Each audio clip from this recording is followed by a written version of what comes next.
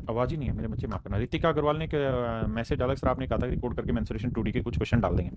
तो मेरे प्यारे बच्चों अभी सीएचएसएल के आंसर की आई हुई है, तो मेरा मेन टारगेट उस पर लगा हुआ कि मैं सीएचएसएल में मेंसुरेशन 2D पे जितने भी क्वेश्चन आए हैं वो सारे क्वेश्चन लेके आपको एक साथ डिस्कस कर दूं, और वहीं पे वो एक्स्ट्रा वाले भी हो जाएंगे। तो उसमें दिक्कत नहीं, चैप्टर मैं पूरी तरह खत्म करा चुका हूँ मेंसुरेशन 2D। फिर भी जो जो चीजें एक्स्ट्रा कुछ है या उन्हीं चैप्टर से रिलेटेड जो आई है वो मैं आपको यहाँ करा दूंगा, दिक्कत वाली बात नहीं है। तो आप खुल के जो कराया उसकी तैयारी करते रहिए। आज क्लास थोड़ी जल्दी इसलिए कर ली कि टाइम मेरे पास भी था, तो मैंने सोचा 2 घंटे मेंसुरेशन 3D खींच देंगे। आज मैंने क्यूब और क्यूबॉइड दोनों कराने हैं, ठीक है। और साथ के साथ मैं आपको सिलेंडर आज स्टार्ट कराने की कोशिश करूंगा। अर्थमेटिक क्लास नोट्स के लिंक सेंड कर दीजिए मेरे प्यारे बच्चों, मार्केट में आ गए हैं अर्थमेटिक क्लास नोट्स अब, तो आप परचेज कर सकते हैं मार्केट से जाके। अब मुझे लगता है स्टार्ट करना चाहिए मेंसुरेशन 3D, बाकी चीजें बाद में।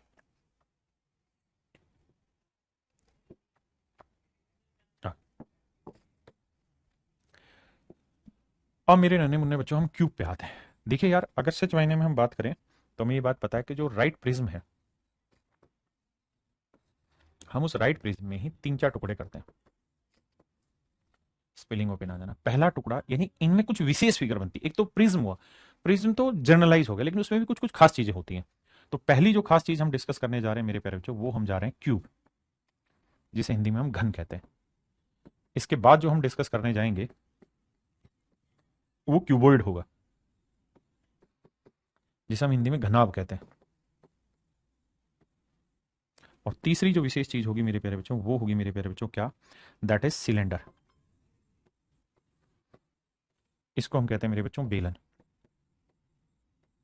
क्या कहते हैं मेरे प्यारे बच्चों, बेलन कहते हैं। तो तीसरी चीज मेरे बाबू हम जो डिस्कस करेंगे वो होगा बेलन। तो हम तीन विशेष फिगर बनती हैं प्रिज्म में, राइट प्रिज्म में, तो हम उन तीनों चीजों पर बात करेंगे। अब आइए मेरे बच्चे, सबसे पहले हमने क्यूब को छेड़ा और हम क्यूब के बारे में डिटेल जानकारी इकट्ठा करेंगे। आइए देखिए, ये प्रिज्म का ही एक रूप है, लेकिन इसमें खास बात बस इतनी है कि जो बेस है वो वर्गाकार आधार का होगा, और वर्गाकार आधार की भुजा की लंबाई ए होगी, तो इसकी जो हाइट होगी ना वो भी ए होगी। यानी क्यूब प्रिज्म की ही विशेष आकृति है, जिसमें जितनी आधार की लंबाई होगी उतनी ही इसकी ऊंचाई भी होगी, उतनी ही मेरे प्यारे बच्चों इसकी ऊंचाई भी होगी। तो अगर मुझे क्यूब का वॉल्यूम निकालना है तो प्रिज्म के वॉल्यूम का क्या फंडा है sir, base area into height. तो बेस क्या वर्ग, वर्ग का एरिया हुआ ए स्क्वायर इंटू हाइट। भाई ये वर्ग ही तो हुआ मेरे बच्चे, और अगर ये वर्ग हुआ तो इसका क्षेत्रफल क्या हुआ, ए स्क्वायर, और हाइट भी क्या बाबू यहाँ ए, तो ए स्क्वायर इंटू ए क्या हुआ, ए क्यूब। तो वॉल्यूम हो गया मेरे प्यारे बच्चों, कहाँ है ये रहा, भुजा का क्यूब, यानी साइड का क्यूब। अगर पूछे लेटरल सरफेस एरिया, तो लेटरल सरफेस एरिया होता है जी बेस पेरीमीटर इंटू हाइट। आधार में वर्ग है तो वर्ग का परिमाप होगा कितना, 4 है, इंटू हाइट क्या हो गई ए, तो ये होगा 4 इंटू साइड स्क्वायर, 4 ए स्क्वायर। टोटल सरफेस में मेरे बच्चे बेस का एरिया और टॉप का एरिया शामिल करेंगे, तो 4 ए स्क्वायर प्लस में twice of base area, base का स्क्वायर तो स्क्वायर का एरिया ए स्क्वायर, तो इसे जोड़ेंगे तो आएगा 6 ए स्क्वायर। ये टोटल सरफेस एरिया। अब बात करते हैं डायगोनल की। मेरे प्यारे बच्चों डायगोनल क्या होता है, डायगोनल होता है एक कमरे कमरे में एक कोने से दूसरे कोने के बीच की दूरी। जैसे ये वाला कोना इधर का लिया, इधर ये वाला कोना लिया, तो ये इसकी सबसे बड़ी डायगोनल होगी। यानी इस कोने से जहां पे भी कमरे में एक कोने से दो सामने वाले कोने पे मिलाएंगे, तो ये उसके सबसे बड़ा डायगोनल होगा। तो मेरे प्यारे बच्चे इस डायगोनल की लेंथ निकलेगी कैसे, उस बात को समझना। सबसे पहले हमें निकालना होगा क्या, सबसे पहले आपको निकालना होगा मेरे बच्चे ये वाले डायगोनल की लेंथ। ध्यान से देखोगे तो ये वर्ग का विकर्ण है, तो ये वाली भुजा ए है, ये वाली भुजा ए, ये वर्ग है नीचे बेस, तो इसका विकर्ण होगा √2a। ये वाली लेंथ ए है। अब जरा ध्यान देना मेरी बात पे, ये वाली लेंथ मेरे प्यारे बच्चों ए है, ये वाली लेंथ √2a है। और मेरे बच्चे अगर मैं आपको कहूं कि यार यहां से यहां तक की लेंथ बताओ, तो ये होगा आपका सबसे बड़ा डायगोनल। और मेरे बच्चे इस डायगोनल की लेंथ क्या होगी, तो √2a, ए राइट एंगल ट्रायंगल लेंगे तो ये आएगा √3a। तो किसी क्यूब में जो विकर्ण होता है उसकी लेंथ होती है √3 इंटू साइड, √3 गुना भुजा। ये रहता है मेरे बच्चे डायगोनल की लेंथ निकालने का तरीका। क्या आप मेरी बात से सहमत है मेरे नन्हे मुन्ने प्यारे बच्चों, क्या मुझे समझ पाए मेरी बातों को? अगर हाँ तो अब सवालों पर आते हैं। पहला सवाल आपकी नजर पे इसके तुरंत आइए। कहता है किसी घन के एक पृष्ठ का परिमाप 40 सेंटीमीटर है। क्यूब किस पे बनता है मेरे बच्चे, तो आप कहेंगे सर क्यूब जो बनता है वो बनता है स्क्वायर बेस पे। बिल्कुल ठीक है। अगर स्क्वायर बेस पे बन रहा है मेरे बच्चे, तो मुझे एक बात बताना, क्यूब में खास चीज क्या होती है, बड़े आराम से मेरी बात को सुनना समझना। क्यूब में खास बात ये रहती है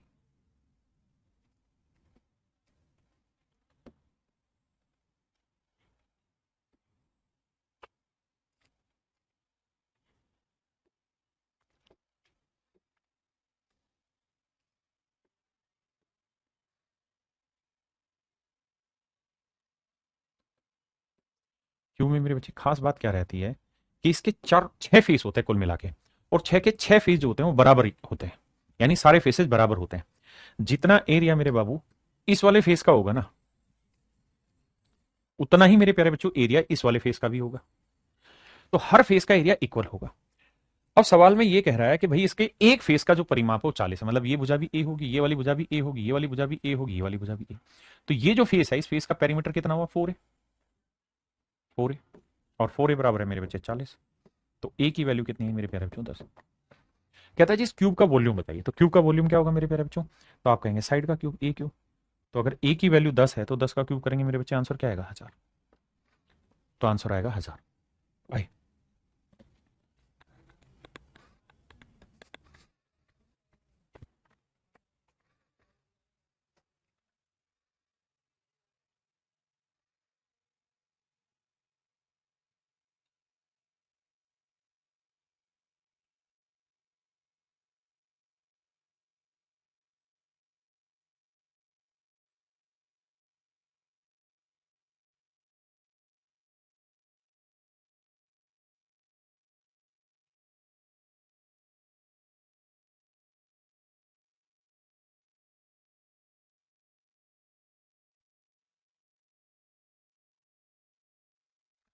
देखिए यार, सवाल में कह रहा है the volume of a cube is this, then the what is the length of the side of the cube.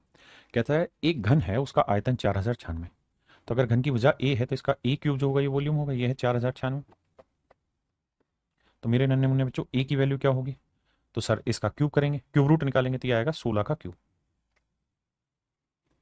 बताओ भाई क्या आएगा मेरे बच्चे, 16 का क्यूब। तो कहता है भुजा की लंबाई क्या है, तो भुजा की लंबाई आ गई मेरे बच्चे 16। वैसे भी हमेशा ध्यान रखना डाटा, 16 का क्यूब और 64 का वर्ग बराबर होता है, और ये वैल्यू मेरे बच्चे 4096 होती है। 9 का क्यूब 27 का वर्ग बराबर होता है 729। क्लियर है भैया, आई। सवाल में मेरे भाई कह रहा है कि घनाकार डब्बे की भुजा की लंबाई 12 सेंटीमीटर, यानी ए की वैल्यू 12 है। तो हमसे कह रहा है इसका संपूर्ण पृष्ठीय क्षेत्रफल ज्ञात करिए। तो क्यूब का टोटल सरफेस एरिया क्या रहता है, वो रहता है मेरे बच्चे 6a²। 6a², ए की वैल्यू क्या है, 12, 12 का वर्ग। तो 6 चौक 24, 6 चौक 24 और 2 26, 6 कम 6 2 8 है, 6 चौक 24 sorry 864। A option is your right answer. भाई जल्दी जल्दी से कोशिश करके आंसर दिया करो।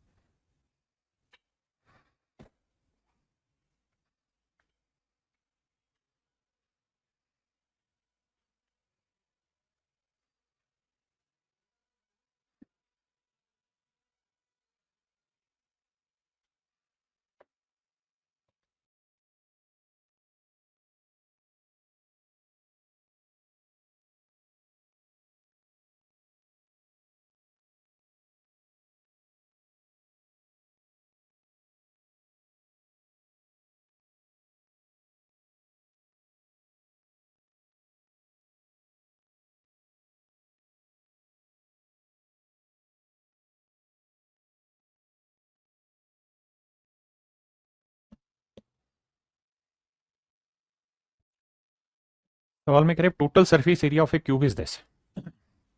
तो भाई क्यूब का जो टोटल सरफेस एरिया रहता है वो 6a² है, एंड इट इज 1176।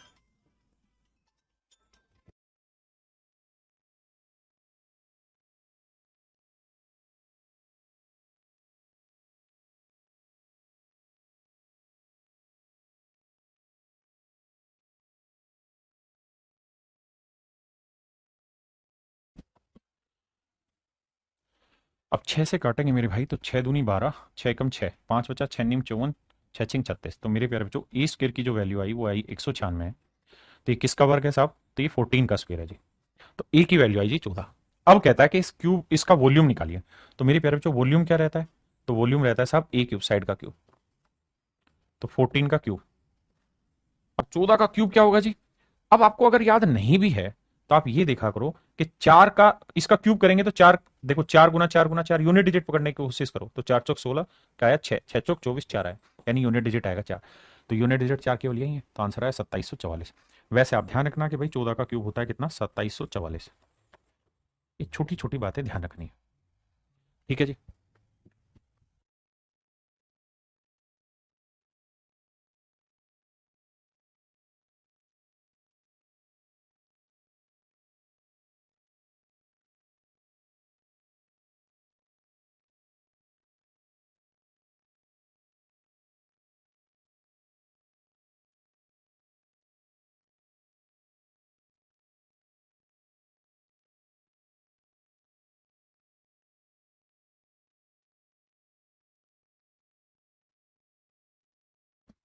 देखिए बाबू, सवाल में कह रहा है कि the surface area of a cube is this, कहता है कि क्यूब का सरफेस एरिया। देखिए मेरे प्यारे बच्चों, अगर वो सवाल में कहता है ना the surface area of A prism, तो हम लेते हैं लेटरल सरफेस एरिया। लेकिन अगर वो ये कह रहा है ना कि surface area of a cube, तो इस कहानी में हमें उसका टोटल सरफेस एरिया काउंट करना होता है। फिर से समझाता हूं, अगर कहता है ना surface area of A prism, तो हम लेते हैं लेटरल सरफेस, लेकिन surface area of a cube बोल देते स्पेसिफिक लैंग्वेज में टोटल सरफेस एरिया काउंट कराता है। तो total surface area of a cube क्या होता है साहब, 6 है इसके, और ये बराबर दे रखा है इसके। तो भैया सोल्व करेंगे, 8 जीरो 8 या 24, 240 और 3 243। किसी भाई ने कोई लोड आएगा था, कोई दिक्कत है नहीं। और बटे में आया मेरे प्यारे बच्चों 8, 3 दूनी 6, 3 आठे 24, 3 एकम 3। तो ए स्क्र की वैल्यू आई 81, 2 आठे 16। तो ए की वैल्यू आई मेरे बच्चे 9/4। अब मुझसे सवाल में कह रहा है कि इसका वॉल्यूम बताइए। तो मेरे प्यारे बच्चों वॉल्यूम जो होता है वो क्या रहता है, तो आप कहेंगे सर वॉल्यूम होता है साइड का क्यूब। तो 9 का क्यूब हुआ मेरे बच्चे 729, और 4 का क्यूब हुआ 64। तो आंसर आया 729/64। अब हमें देखना है कौन सा ऑप्शन है जो मेरा राइट आंसर है। तो सबसे पहली चीज तो बटे में 64 आना चाहिए, तो ये ऑप्शन कट गया। अब आते हैं सर, क्या कि सर अब देखते हैं कौन सा सही है। ये सेम ही दे दिया क्या, 11 सही 25/64, ये क्या गड़बड़ है, मतलब ऑप्शन में मिस्टेक है, जिस टाइपिस्ट के थ्रू गलती हो गई। अब देखिए दोनों ही ऑप्शन सेम आ गए ना, ये मेरा आंसर नहीं है। आप कहें क्यों नहीं है, देखो सर, इसे जब इसे लिखोगे तो इसका मतलब है 11 - 27/64। जब जोड़ोगे तो 4 एकम 4, इसका यूनिट डिजिट आएगा 4, 4 में 7 जोड़ा तो 11, यूनिट डिजिट आएगा 1, 1/64। यानी इकाई का अंक क्या होना चाहिए, 1/64, जबकि मेरे सवाल में इकाई का अंक क्या है, 9। तो वो तो मेरा आंसर है नहीं, और ये दोनों गलती से सेम आ गए, तो कोई भी एक टिक कर लेते हैं, ऑप्शन है। ठीक है, 11 सही 25/64 क्यूबिक मीटर।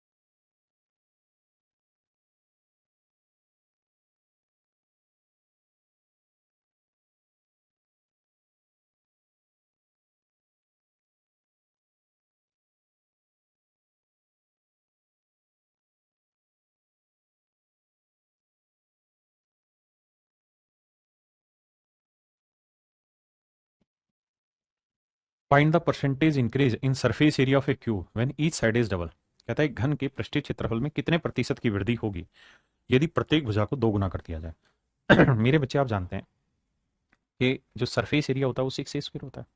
और जब हमने परसेंटेज पढ़ा तो हमने वहां एक चीज जानी थी कि भाई जब भी हमें परसेंटेज निकालना हो, रेशियो निकालना हो, फ्रैक्शन निकालना हो, मतलब कंपेरेटिव वैल्यू निकालनी हो, तो जो चीज कांस्टेंट रहनी है उसको हमेशा के लिए इग्नोर कर दो सवाल से। तो मैं और आप मिलकर ये बात समझ गए कि 6 का कोई यूज नहीं है। छोटा क्यूब होगा तब भी 6 a², बहुत बड़ा क्यूब होगा तब भी उसका सरफेस एरिया 6 a², यानी साइड चेंज होगी 6 तो फिक्स रहेगा। तो सरफेस एरिया जो है ना वो मेरे हिसाब से सिर्फ ये होगा कि साइड का स्क्वायर होना है, यानी जो परसेंटेज चेंज होगा वो साइड के स्क्वायर में होगा। तो कहता है साइड जो है वो डबल कर दी गई, तो यानी साइड पहले एक थी तो अब कितनी होगी मेरे बच्चे, दो। तो एरिया क्या होगा, एक का वर्ग एक तो दो का वर्ग चार। तो इसका मतलब सरफेस एरिया एक से चार हो गया, तो कितना इंक्रीज हुआ, तीन।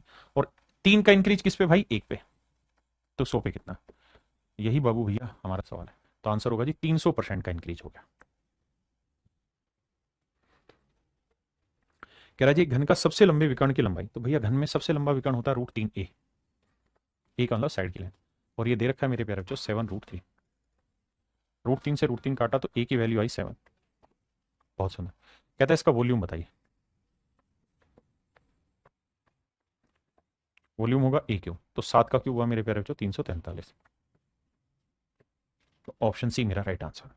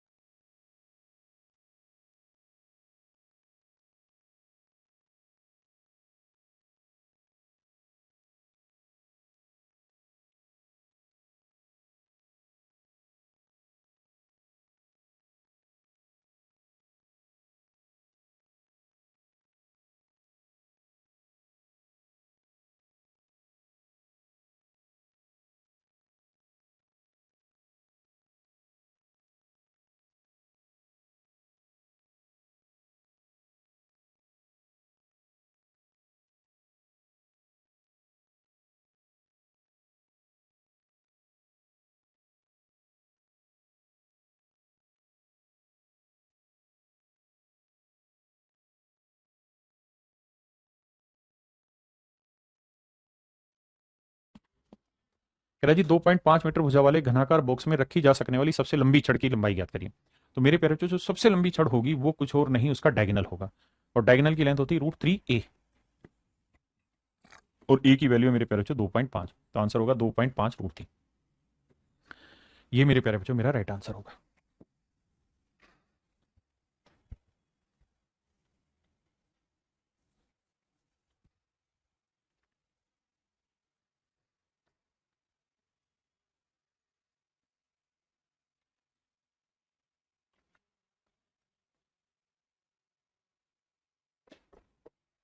कहता है किसी घन का संपूर्ण पृष्ठ क्षेत्रफल और आयतन का संख्यात्मक मान बराबर है। कह रहा है क्यूब है, उसका संपूर्ण पृष्ठ क्षेत्रफल क्या हुआ जी 6 a²। टोटल सरफेस एरिया हुआ मेरे प्यारे बच्चों 6 a²। और कहता है जी इसका वॉल्यूम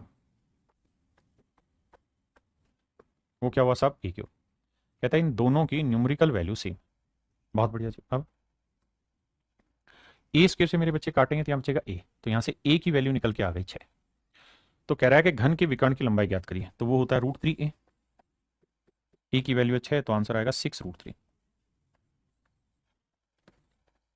ऑप्शन ए मेरे बच्चे मेरा करेक्ट आंसर होगा।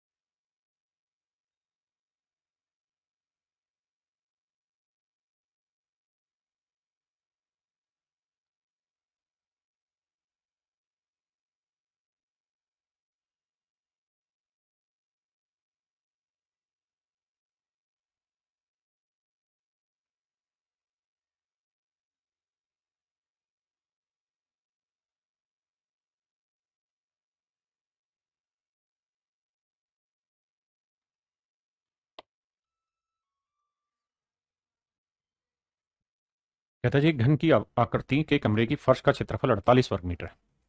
कमरे के अंदर रखे जाने वाली सबसे बड़ी छड़ की लंबाई ज्ञात करें। मेरे बच्चे, समझने वाली बात यहाँ पे ये है कि जो सबसे मतलब बेस जो होगा वो क्या होगा, तो आप कहेंगे साहब बेस जो होगा वो वर्गाकार होगा। क्यूब का बेस जो होता है वर्गाकार होता है, और इसका साइड क्या रहती है, ए, तो इसका एरिया क्या होता है मेरे बच्चे, ए स्क्वायर। अब कहता है कि बेस का जो एरिया है वो 48 है, तो ए की वैल्यू आई √48। √48 को भी डिफाइन करें तो 16×3 = 48, तो ए की वैल्यू आई 4√3। बिल्कुल ठीक है। अब कह रहा है इसके अंदर रखे जाने वाली सबसे बड़ी छड़ी की लंबाई याद करिए, यानी डायगोनल। तो अगर किसी क्यूब का बेस की लेंथ ए है तो डायगोनल होगा √3 है, और ए की वैल्यू मेरे प्यारे बच्चों 4√3। √3 को √3 से क्या, 3, 3 को 4 से गुना किया मेरे नन्हे प्यारे बच्चों 12। तो मेरे भाई मेरा राइट आंसर होगा 12।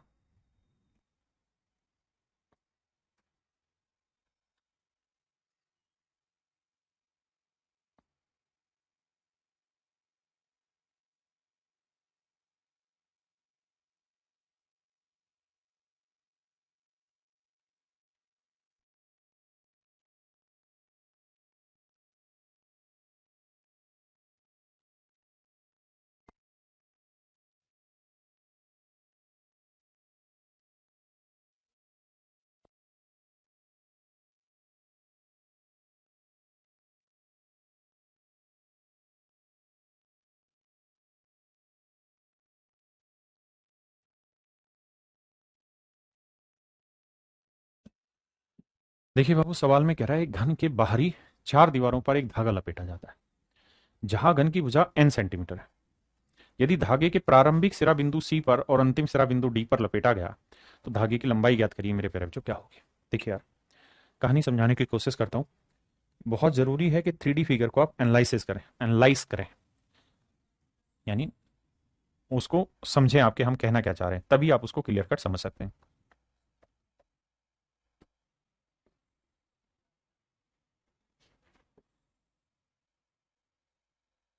देखिए बाबू, ये क्यूब है,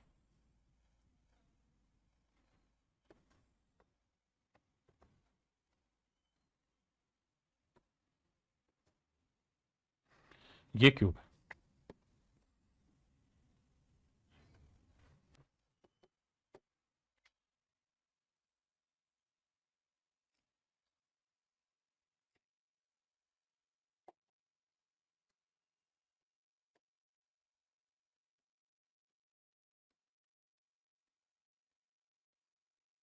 ये मेरे बच्चे क्यूब है। सवाल में कह रहा है जी एक धागा लिया हमने, जो धागा लिया वो ले लिया हमने ये वाला, हमने इसको यहां से बांधा और एग्जैक्ट यहां पे ले आए। यहां तक तो चीज थी मेरे बच्चे आपकी नजरों के सामने। अब नजरों से ओझल होगी तो पीछे चली जाइए, फिर यहां आया, फिर ये आंखों के सामने पीछे से यहां आया। ये सारा पीछे वाली कहानी है, यानी उस चीज के पीछे से घूम रहा है, और फिर ये घूम के आ गया यहां। तो मेरे नन्हे मुन्ने प्यारे बच्चों, सवाल में कह रहा है धागा यहां बना था सी ऑप्शन पे, और अब ये यहां डी पे टॉप पे आके बन गया। ये सी और डी एक ही लाइन की कहानी थी। कहता है क्यूब की जो साइड है उसकी लेंथ है मेरे बच्चे एन। क्यूब की जो साइड की लेंथ है वो क्या है, एन। क्यूब की साइड की लेंथ है मेरे प्यारे बच्चों एन। अब कहता है कि अगर क्यूब की साइड की लेंथ एन है तो इस रस्सी की लंबाई ज्ञात करिए क्या होगी।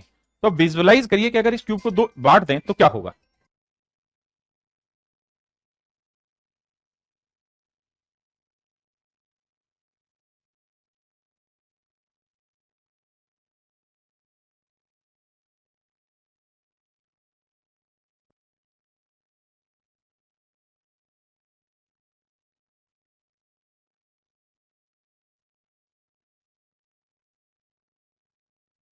अब मेरे बच्चों मैं इसको टुकड़ों में बांट रहा हूं।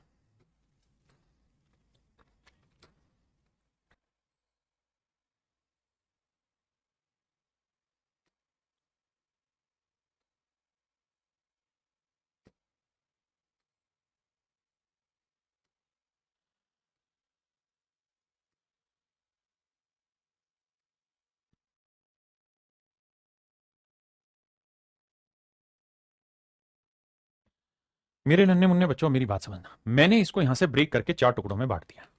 अगर ध्यान दोगे तो मैं इसे 4 टुकड़ों में बांटूंगा ताकि आप उस चीज को फील कर पाए।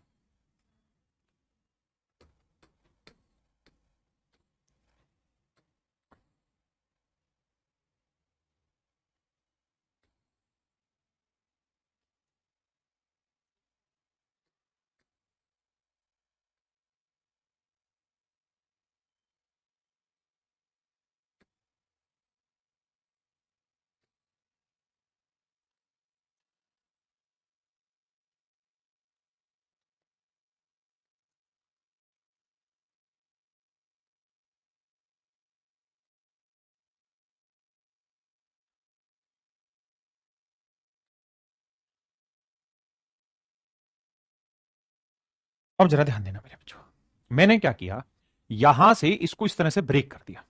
ये बिंदु है सी और ये वाला पॉइंट है मेरे प्यारे बच्चों डी। जब ये फोल्ड होगा ऐसे करके, तो ये यहीं आके मिल जाने हैं। इस रस्सी को अगर आप ध्यान से देखेंगे तो ये रस्सी जो है ये कुछ और नहीं बाबू, ये रस्सी ऐसे है।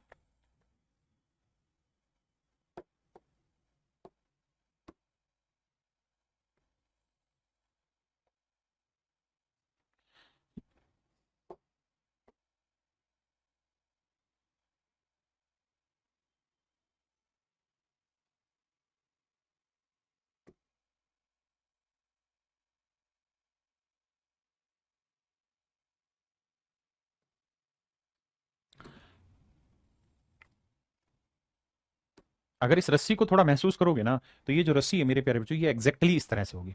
यानी जब हम इसको यहां से खोल देंगे ना ऐसे चार हिस्सों में, भाई क्यूब क्या है, ऐसे चार परतें मिलकर तो बना, उसको अगर खोल के सीधा कर देंगे तो आपको ऐसे दिखाई देने लग जाएगा।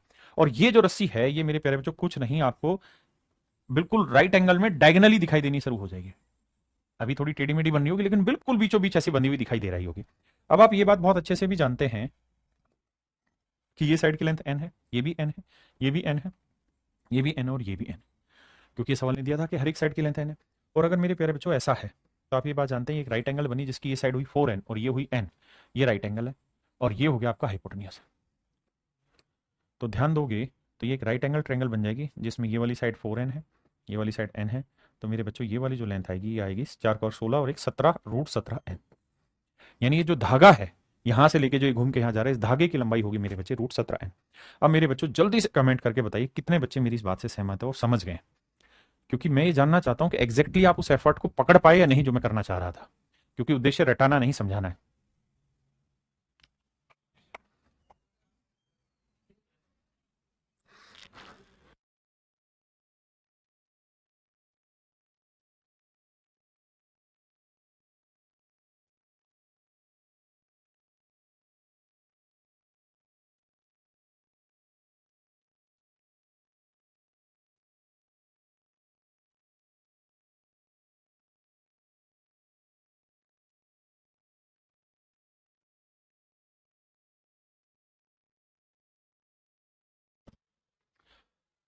बहुत बढ़िया सर। एलसीएम की क्लास कब होगी बेटा, जल्दी कराऊंगा, खत्म होती करा दूंगा।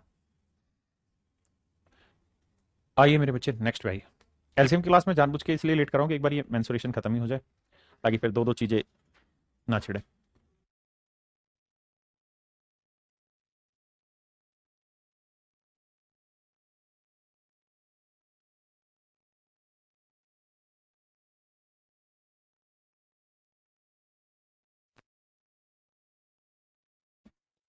कह रहा है यार दो घनों का आयतन 1:4 के अनुपात में। तो मेरे बच्चे वॉल्यूम जो है,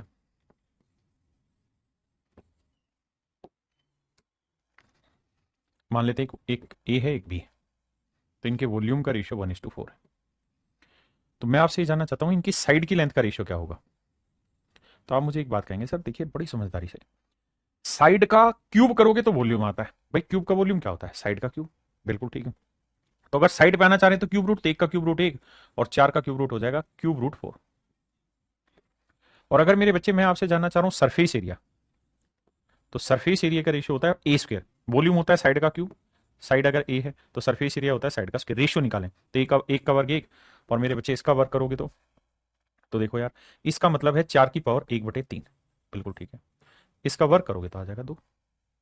आपने कहा सर ये बात तो बिल्कुल ठीक है, इसका वर्ग करेंगे आ जाएगा 2, हमें इसमें कोई दिक्कत नहीं है। पहले इतनी बात समझो फिर आगे समझाता हूं।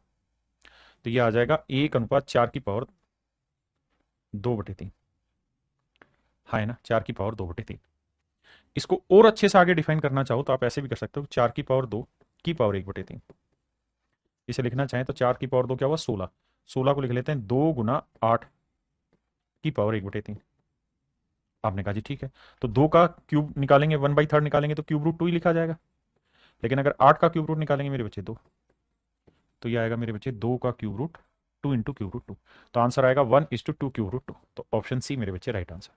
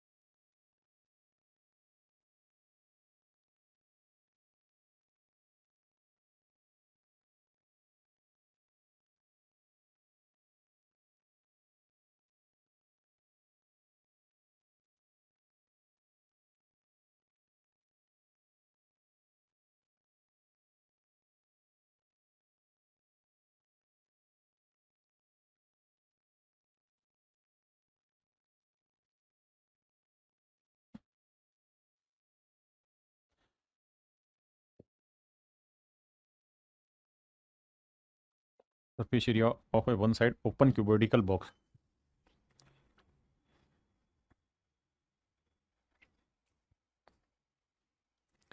चलिए मेरे बच्चे इसको बताता हूँ, आप तब तक खुद करिए, मुझे थोड़ा सा वक्त देना इसकी फिगर बनाने में। देखो मेरे भाई, इस बात को सारे बच्चे तैयार रहो समझने के लिए कि अगर हम कोई चीज़ बहुत बढ़िया से समझना चाह रहे हैं ना, तो उसका एक ही तरीका है कि उसके उसके फिगर को एनालिसिस कर जाए। मतलब अगर हम फिगर को एनालिसिस कर लेंगे तो बात बन जाएगी, और अगर हम वहां लैग खाएंगे तो दिक्कत रहेगी।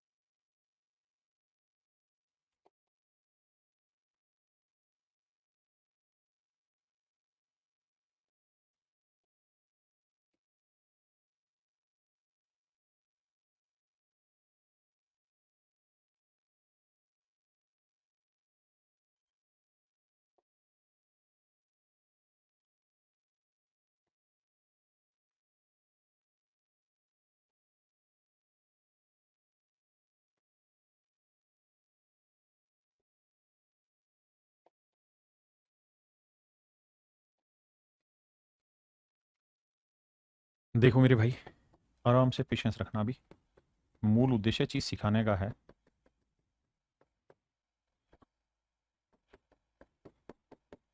कि किसी तरीके से आप फील कर जाओ फिगर को, और कुछ नहीं।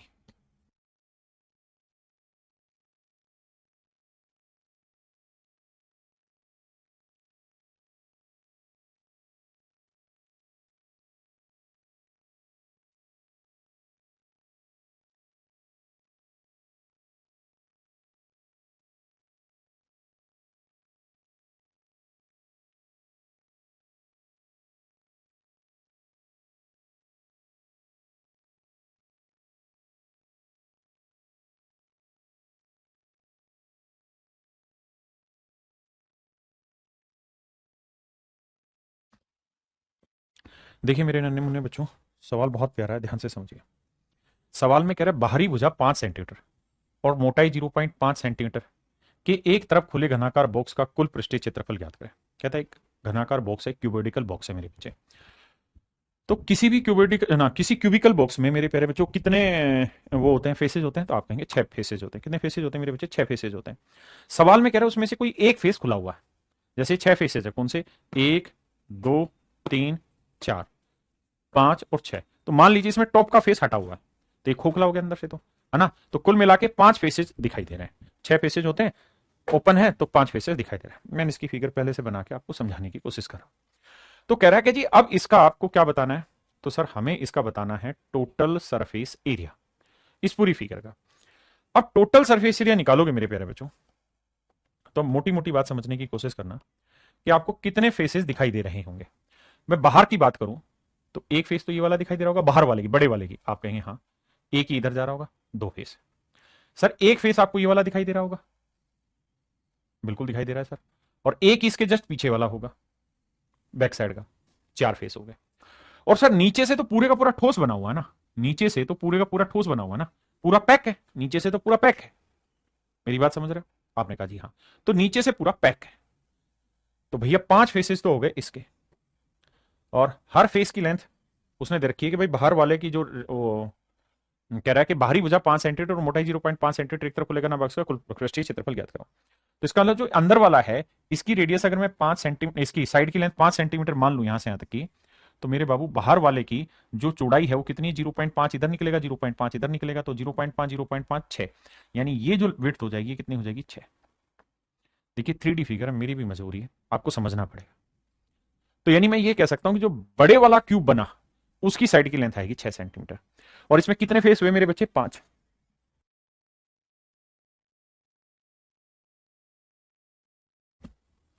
माफ करना भाई, बाहर वाले की 5 है जो उसने कहा था। उसने कहा बाहरी भुजा 5 सेंटीमीटर, माफ करना, यानी जो बाहर वाला है इसकी भुजा है 5 सेंटीमीटर। और कह रहा है ये 0.5 सेंटीमीटर है और ये भी मेरे बच्चे 0.5 सेंटीमीटर, ऐसा ही कह रहा है। देखिए यहाँ, और मोटाई 0.5 सेंटीमीटर, एक तरफ खुलेगा ना का।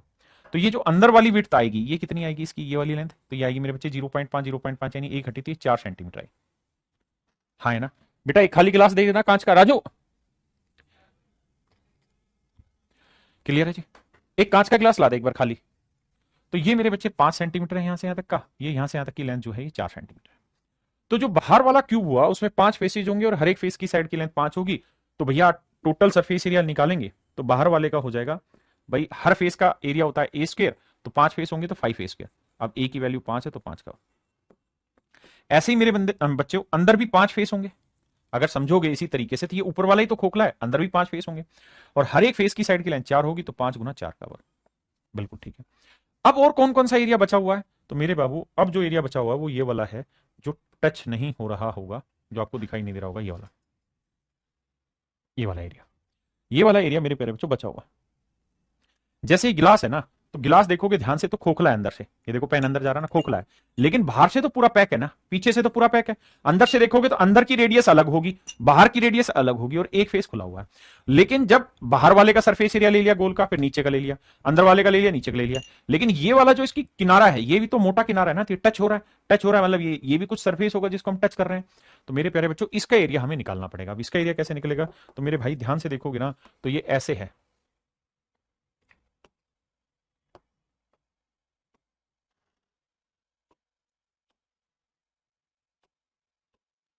और ये वाला बिल्कुल इसके ऊपर है। तो मेरे बाबू ये वाला वो हिस्सा है जो आप टच कर पा रहे होंगे, तो इस वाले हिस्से का भी एरिया हमें निकालना होगा। तो इस वाले हिस्से का एरिया कैसे निकालें? तो आप कहेंगे सर इसकी साइड की लेंथ 5 है, इसकी साइड की लेंथ 4 है, तो करो क्या, बड़े वाले स्क्वायर का एरिया 5 का और 25 माइनस अंदर वाले स्क्वायर का एरिया 4 का और 16, 25 में से 16 गया 9 आया। तो ये वाला जो एरिया आया ये 9 सेंटीमीटर स्क्वायर आया, अगर सेंटीमीटर में है तो। हाँ जी, तो ये हम इसमें और जोड़ दें, तो ये आया 25 पंजे 125, 16 पंजे 80 जमा 9, जोड़ेंगे 9 और 5 14 का 4 हासिल 1, 8 और 1 9 और 2 11 के 1 हासिल 1 1 और 1 2। तो मेरे बच्चे आंसर आया 214।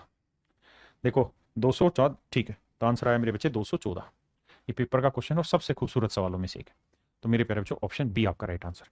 अब मुझे खुल के बताएं कितने ऐसे बच्चे हैं जो इस सवाल को विजुलाइज कर गए, मतलब महसूस कर गए कि हाँ सर ये कहानी ऐसे ऐसे है और हम समझ गए इस बात को। क्योंकि अगर आप विजुलाइज कर गए तो पेपर में आसानी से कर लेंगे।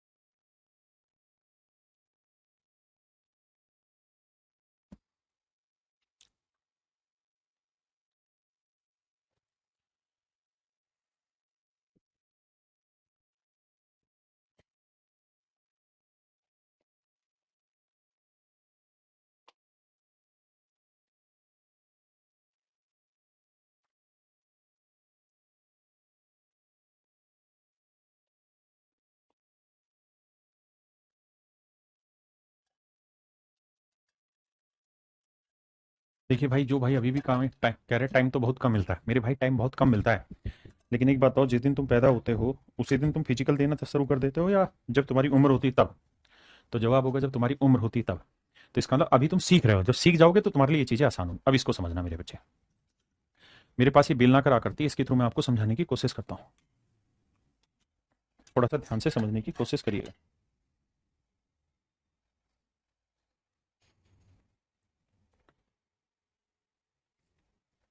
जरा यहाँ ध्यान दीजिएगा, अगर आपको दिखाई दे रही हो चीजें तो मेरे बच्चे, ये मैंने एक गिलास का बर्तन लिया हुआ है, समझो ये क्यूबिकल बर्तन है, क्यूब की शेप का है।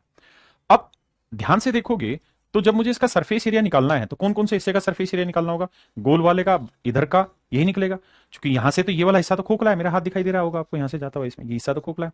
लेकिन मेरे प्यारे बच्चों, जब मैं ऐसी कोई दूसरा इसके अंदर इंसर्ट कर दूंगा, मतलब कुछ मोटाई का एक और नया क्यूब इसके अंदर बना देंगे, जो कि मैंने बना दिया है अब इसके अंदर, समझिए, तो आप शायद महसूस कर पाएंगे कि अब ये वाला जो मोटाई वाला हिस्सा है जिसपे मेरा पेन चल रहा है, ये भी तो मेरा सरफेस एरिया हो गया ना। सरफेस एरिया का मतलब जिस जिस हिस्से को हम टच कर सकते हैं, तो वो मेरा सरफेस एरिया हुआ।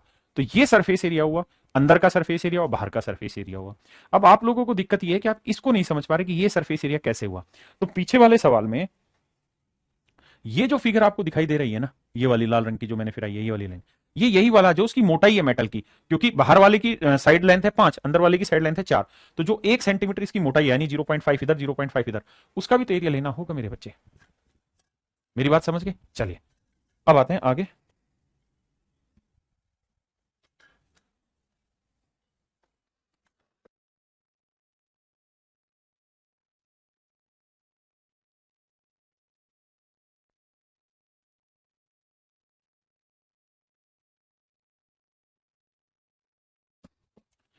कह रहा जी 3 सेंटीमीटर किनारे वाले लोहे के एक घन का वजन 12 ग्राम है, यानी एक क्यूब है जिसकी साइड की लेंथ है 3, तो इसका वेट जो है वो 12 ग्राम है। तो भैया हमें उस मेटल का वजन देखना होगा कितना होगा जिसका वो क्यूब बना हुआ है। तो अगर क्यूब की साइड 3 है तो उसका वजन यानी उसका वॉल्यूम कितना होगा? तो आप कहेंगे वॉल्यूम होता है साइड का क्यूब, यानी ए का क्यूब मतलब 27, 3 का क्यूब 27, तो उसका वॉल्यूम आया मेरे बच्चे 27 क्यूबिक यूनिट। जबकि 27 क्यूबिक यूनिट का जो एक्चुअल में वजन है वो 12 ग्राम है। तो एक क्यूबिक यूनिट का वजन कितना आएगा? 12/27, 3 × 4 = 12, 3 × 27, तो 4/9 ग्राम। तो एक क्यूबिक यूनिट का वेट होगा 4/9 ग्राम। अब कह रहे हैं लोहे के समान घन का वजन कितना होगा जिसका किनारा 12 सेंटीमीटर। कहते हैं एक और क्यूब है जिसकी साइड की लेंथ 12 सेंटीमीटर है, तो इसका वॉल्यूम कितना होगा भैया? तो आप कहेंगे सर वॉल्यूम होगा साइड का क्यूब, 12 का क्यूब 1728, यानी 12 × 12 × 12, इतने क्यूबिक यूनिट। और एक क्यूबिक यूनिट की वैल्यू है 4/9 ग्राम, तो इतने क्यूबिक यूनिट का वेट कितना होगा? गुना करेंगे।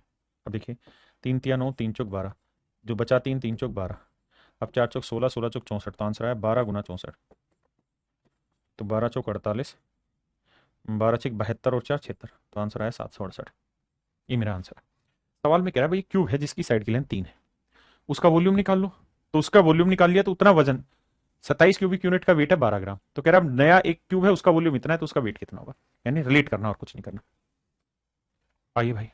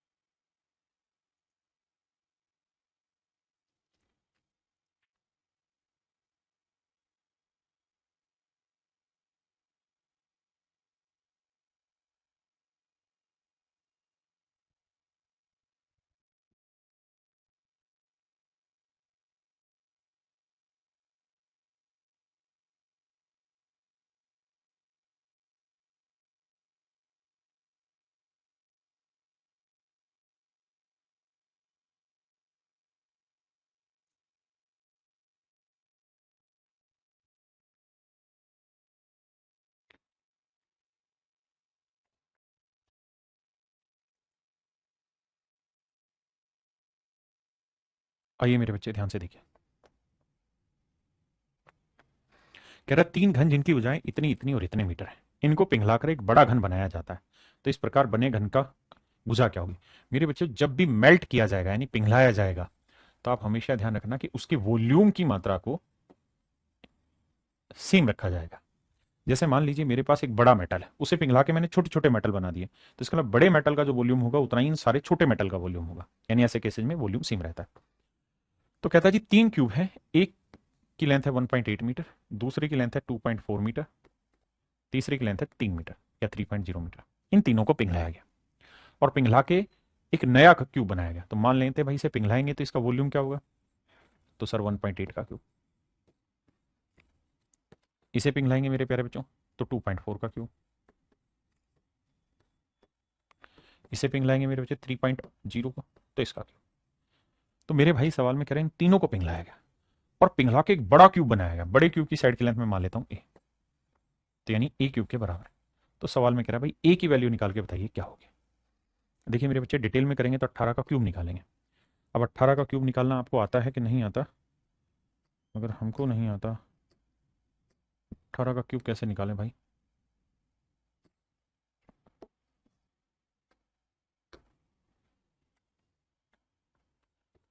अट्ठारह का क्यूब निकालने का तरीका है 1 8 8 का और 64, 8 का क्यूब 500 बार। आप कहेंगे सर ये तो बहुत लेंथी है, लेकिन इसको आसानी से भी कराऊंगा। 8 का डबल 16, 64 का डबल 128 से कराए हुए मैंने क्यूब निकालने। 2 ये 5 एक यहाँ लिखेंगे, 4 और 1 5 और 8 13 का 3 हासिल 1। अब मेरे बच्चे 1 और 5 6, 6 6 12, 12 और 2 14 का चौका हासिल 1, 1 और 1 2, 8 4 12, 12 और 6 18 का 8 हासिल 1, 2 और 1 3 1 4, 4 1 5, 5832। इसका मतलब मेरे बाबू ये हुआ कि इसका जो क्यूब होगा वो होगा 5.832। आपने कहा जी बिल्कुल ठीक है।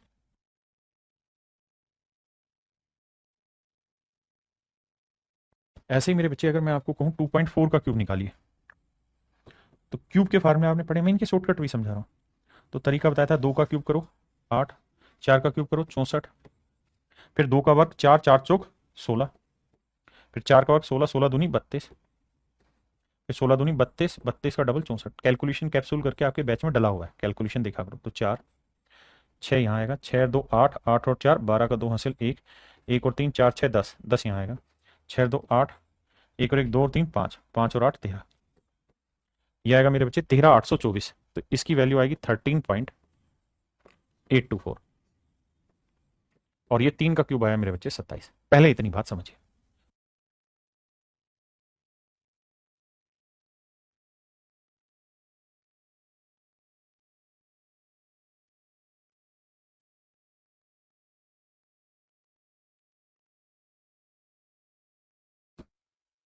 वाले वाला डिलीट हो जाएगा डिलीट।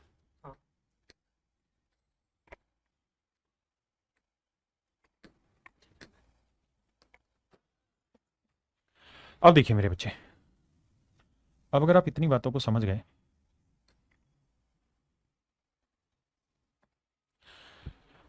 तो भैया आप कहेंगे कि सर सबको जोड़ेंगे, तो आओ भाई जोड़ते हैं। तो 5.832, 0.824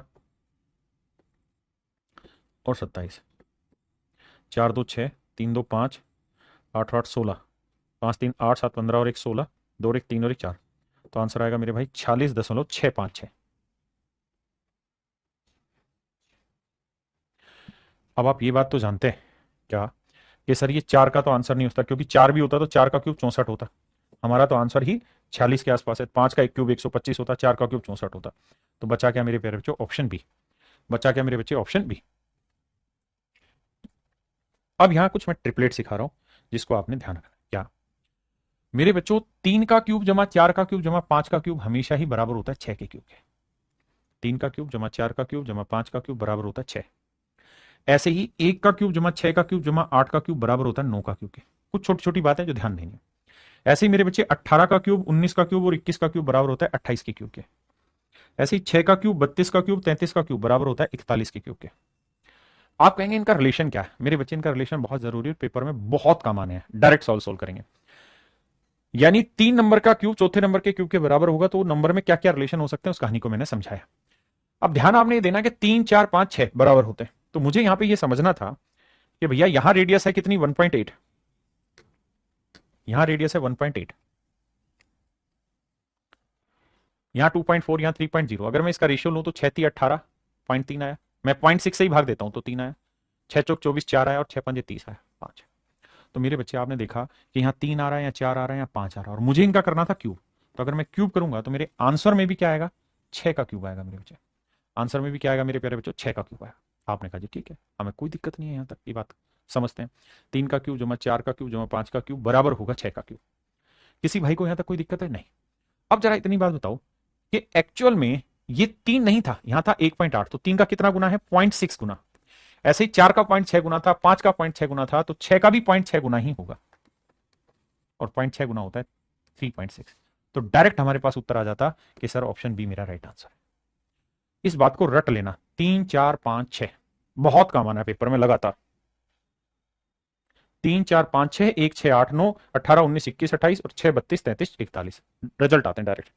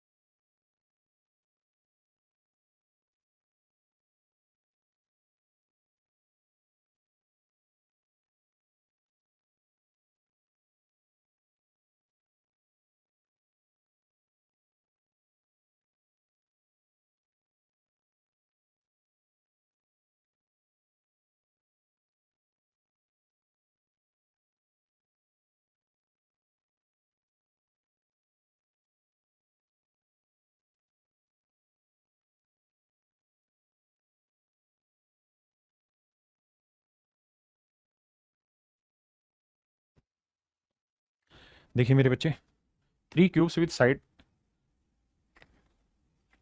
3 4 and 5 are melted to form a single cube.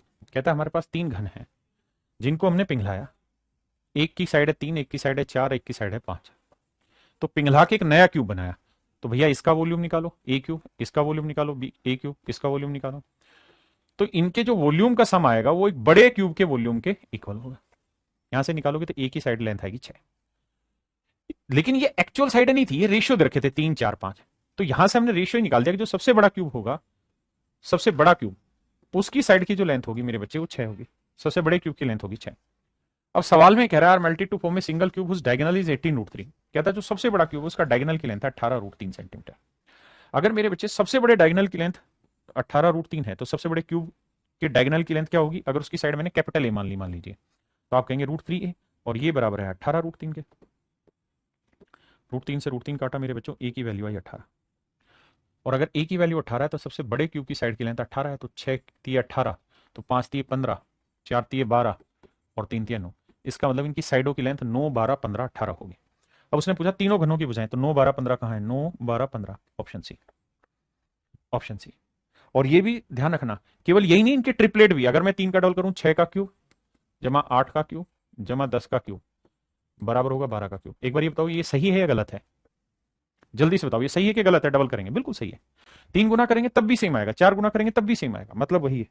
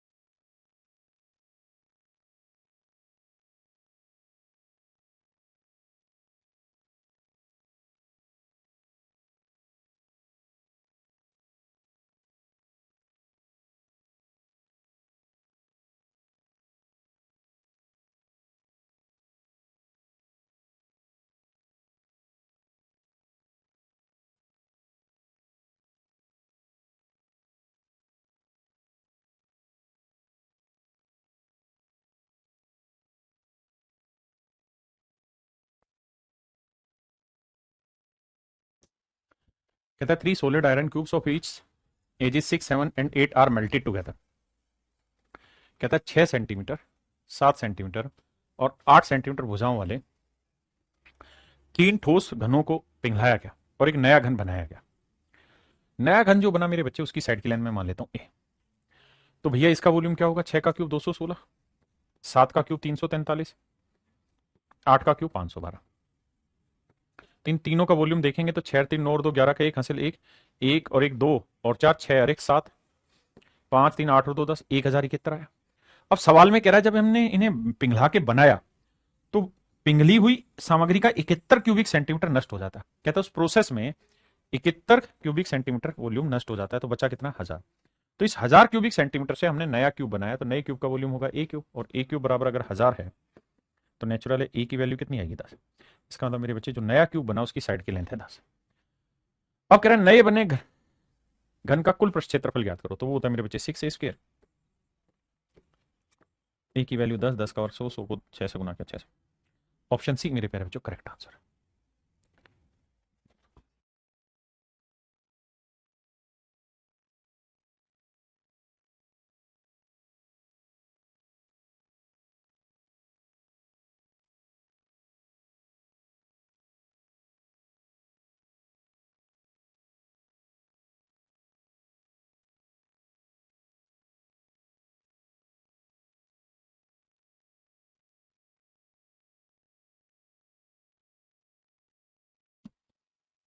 देखिए मेरे भाई,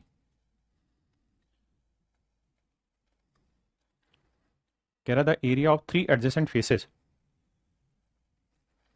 of a cuboidical solid block of wax are this this and this. कहता है मोम के एक घनाभाकार ठोस ब्लॉक के 3 आसन फलकों के क्षेत्रफल इतने इतने इतने। इसे पिघलाकर समान आकार वाले 8 घन बनाए जाते हैं। तो ऐसे 3 घनों का पार्श्व पृष्ठीय क्षेत्रफल कितना होगा? आइए मेरे बच्चे, कहता है ठोस ब्लॉक थे 3। एक का वॉल्यूम था 216, एक का वॉल्यूम था 96 और एक का वॉल्यूम था 144। एक का वॉल्यूम था 144। कहते हैं इन तीनों को आपस में पिघला दिया जी। तो वॉल्यूम कितना? 6 6 12 और 4 16 का 6 का हासिल 1, 9 और 1 10, 4 14 और 1 15, 5 का हासिल 1, 2 और 1 3 और 1 456। किसी भाई ਨੂੰ दिक्कत है? कोई लोड है? कहते हैं नहीं। कहता जी जो इन्हें पिघलाया तीनों वॉल्यूम को, तो वॉल्यूम आए 456। कहता है इस 456 वॉल्यूम से पहले इतनी बात समझो।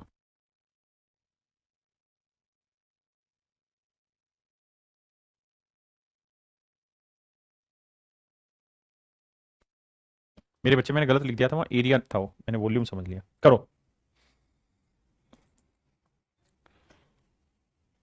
अबे क्यूबॉइड का सवाल है।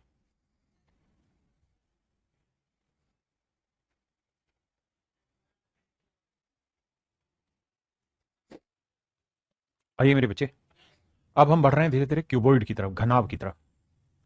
किसकी तरफ आ रहे हैं मेरे बच्चे? घनाभ। घनाभ में कहानी क्या होगी कि जो बेस होगा ना, वो मेरे प्यारे बच्चों रेक्टेंगुलर बेस होगा। बेस कैसा होगा मेरे बच्चे? रेक्टेंगुलर बेस होगा। बेस रेक्टेंगुलर होगा, यानी आधार में क्या होगी मेरे बच्चे? आधार में होगी भैया आयत। आधार में आयत होगी जी। आधार में मेरे बच्चों आयत होगी। आधार में मेरे प्यारे बच्चों आयत होती है, रेक्टेंगल होती है। अब रेक्टेंगुलर लेंथ जो होती है, तो उसमें ये एल लेंथ हुई, ये मेरे बच्चे ब्रेड्थ हुई, ये हुई हाइट।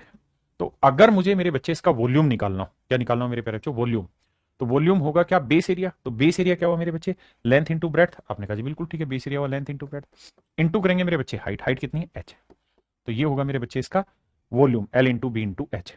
अगर मेरे प्यारे बच्चों इसमें मैं आपसे पूछूं कि भाई लेटरल सरफेस एरिया बताइए, तो लेटरल सरफेस एरिया क्या रहता है सर? Base perimeter. तो नीचे रेक्टेंगल है, रेक्टेंगल का बेस पेरीमीटर मेरे बच्चे क्या होगा? तो आप कहेंगे twice of L plus B into में एच। तो ये हो जाएगा मेरे बच्चे किसी भी क्यूबॉइड का lateral surface area. Lateral surface area हो जाएगा क्या? Twice of L plus B into H. और मेरे प्यारे बच्चों अगर मैं आपसे कहूं कि टोटल सरफेस एरिया बताओ, तो आप कहेंगे सर कुछ नहीं करना, अब बेस एरिया का डबल करके इसमें और जोड़ देना है। तो वो हो जाएगा sir twice of L B plus B H plus H L. बहुत बढ़िया। अब अब मेरे बच्चे मैं आपसे एक चीज और जानना चाह रहा हूं। क्या?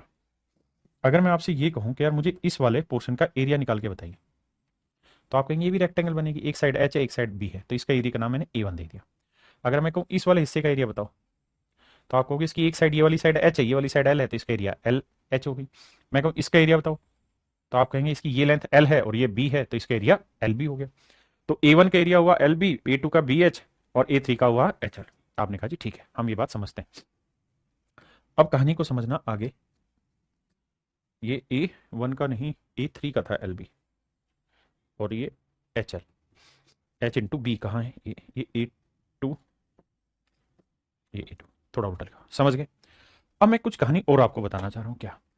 कि अगर पेपर में इसके तीनों फेसेस का एरिया दे दे, इधर वाले फेस का एरिया दे दे, इधर वाले फेस का, इधर वाला, यानी तीन एडजेसेंट फेसेस का एरिया दे दे, और फिर कहे कि वॉल्यूम निकालो, तो मेरे बच्चे उसका तरीका होता है स्क्वायर रूट में तीनों एडजेसेंट फेसेस के एरिया के प्रोडक्ट का स्क्वायर रूट। एडजेसेंट फेसेस से मतलब क्या हुआ, फिगर के थ्रू समझाने की कोशिश करता हूं।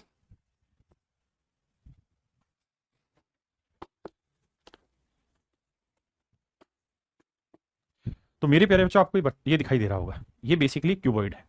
तो इस कोने को पकड़ ले, तो इस कोने से आपको तीन फेसेस दिखाई दे रहे होंगे, एक ये ऊपर वाला, एक ये वाला और एक ये वाला।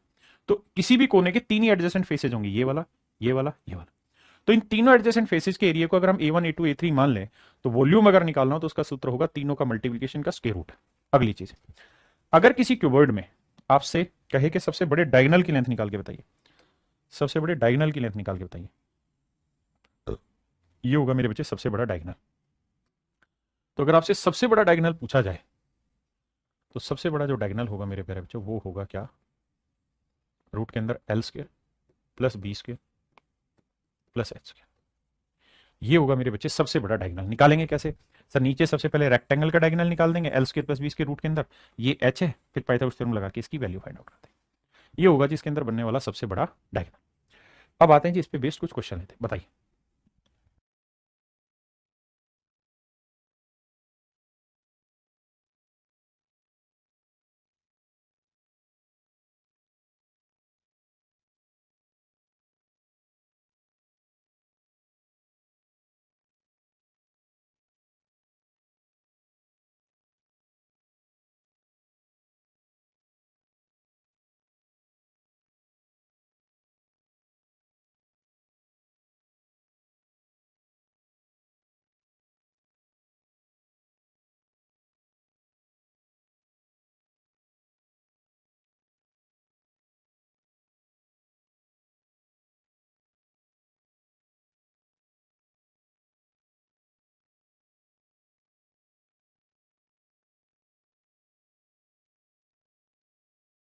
आवाज चलेगी दोबारा? देखिए मेरे बच्चे, सवाल में कह रहा है कि the areas of three adjacent faces of a cuboidical solid box block of wax this. तो समझो मैं इस तरह से बांट दे रहा हूं, ये तीन एडजेसेंट फेसेज है, एक ये वाला फेसेज, एक ये वाला फेसेज मेरे बच्चे, और एक ये वाला फेस। इन तीनों फेसेस का एरिया उसने दे रखा है 216, 144 और 96। कहता है जी इनको मिला, पिघलाया गया है, और पिघला के हमने फिर अलग से तैयार की चीजें। लेकिन मैं आपसे ये जानना चाहता हूं, अगर हम इसे पिघलाएं तो पिघला के इसका वॉल्यूम कितना बनेगा? तो आप कहेंगे अगर इन ब्लॉक्स का एरिया आपको दे रखा है तो इसका वॉल्यूम कैसे निकालें? तो सर वॉल्यूम का भी पीछे आप तरीका बताए, 96 गुना 144 गुना 216, इनका वर्गमूल निकाल दीजिए, आंसर आ जाएगा। कैसे निकाले सर? देखिए 96 को लिखेंगे 16 गुना 6, 144 को 6 गुना 24, भाई 24 छिक्के 144 होता है, और 216 को लिखते हैं कितना भैया, 6 से लिखते हैं 6 गुना 36। आपने कहा जी बिल्कुल ठीक है, 6 गुना 36। और 24 को भी लिख देते हैं मेरे बच्चे 6 गुना 4। अब देखते हैं जोड़े कितने बनते थे मेरे बच्चे। 16 का वर्गमूल 4, 6 का एक जोड़ा बाहर आया, 6 का फिर एक जोड़ा बाहर आया, 4 का जोड़ा 2 आया, और 36 का जोड़ा 6 आया, वर्गमूल निकाला। तो देखो यार 6 6 6 आया 216, और 4 दूनी 8 आया मेरे बच्चे। तो ये आया इसका वॉल्यूम निकल के, यानी जो ये फिगर बनी इस फिगर का वॉल्यूम आया इतना। आपने कहा जी ओके रिपोर्ट है। अब क्या कह रहा है? अब वो ये कह रहा है कि जो ये हमने पिघलाया और पिघला के जो हमने तैयार किया था इसका वॉल्यूम आया 216 गुना 8। बिल्कुल ठीक है। अब कहता है इसे पिघला के समान आकार वाले हमने 8 घन बनाए। क्या बनाए? 8 घन बनाए। तो 8 बराबर भागों में इस वॉल्यूम को बांट दो। तो 8 बराबर भागों में बांटोगे तो हर एक भाग का वॉल्यूम कितना आएगा? 216। तो मेरे प्यारे बच्चों हर क्यूब का वॉल्यूम आ गया 216। अगर हर क्यूब का वॉल्यूम 216, कहता जी इसे पिघलाया, पिघला के जो वॉल्यूम बना उसे 8 बराबर क्यूब में बांट दिया, तो हर क्यूब का वॉल्यूम आ गया 216। तो अगर क्यूब की साइड की लेंथ ए है तो ए क्यूब बराबर 216 है, बिल्कुल। तो ए की वैल्यू मेरे प्यारे बच्चों कितनी आ गई, 6। बिल्कुल सही है। अब अगली बार आगे कह रहा है ऐसे 3 घनों का पार्श्व पृष्ठीय क्षेत्रफल कितना होगा। तो कहता है what is the lateral surface area of 3 such cubes. तो मेरे बच्चे लेटरल सरफेस एरिया होता है 4a², और ऐसे कितने बोल रहा है क्यूब, 3। तो ए की वैल्यू 6, 6 का वर्ग 36, तो 4 गुना 36 गुना 3। तो मेरे बच्चे 36 थी 108, 432 मेरा आंसर आ गया। तो option C is your correct answer, 432।